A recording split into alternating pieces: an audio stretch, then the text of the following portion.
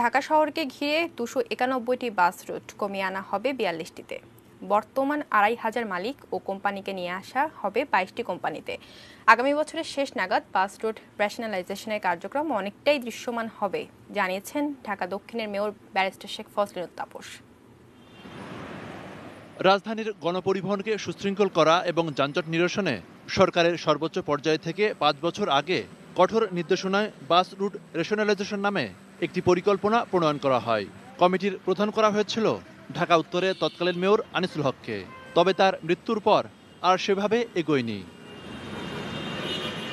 অবশ্য ঢাকা দক্ষিণের মেয়র শেখ ফজলুল তাপস পদাধিকার বলে এই কমিটির আহ্বায়ক হওয়ার পর আবারও গতি পেয়েছে প্রকল্পটি। দুপুরে নগর ভবনে কমিটির 13তম বৈঠক শেষে তিনি জানান, আনিসুল হকের পরিকল্পনা বাস্তবায়নে এখন অনেকটাই অগ্রগতি হয়েছে।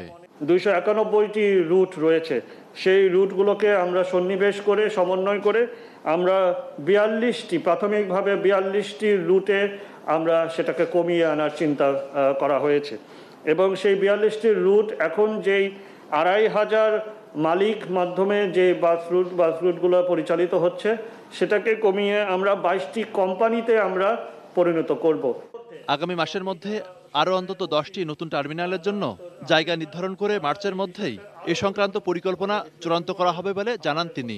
সবকিছু যদি ইনশাল্লাহ আমরা সুষ্ঠু ব্যবস্থাপনার মধ্যে করতে পারি তাহলে আগামী বছরের শেষ নাগাদ আমরা আশাবাদী যে একটি পর্যায়ে, একটা দৃশ্যমান পর্যায়ে আমরা এগিয়ে যেতে পারবো। তবে সুনির্দিষ্টভাবে মনিরুল ইসলাম মিন্টু, 18 নিউজ, ঢাকা।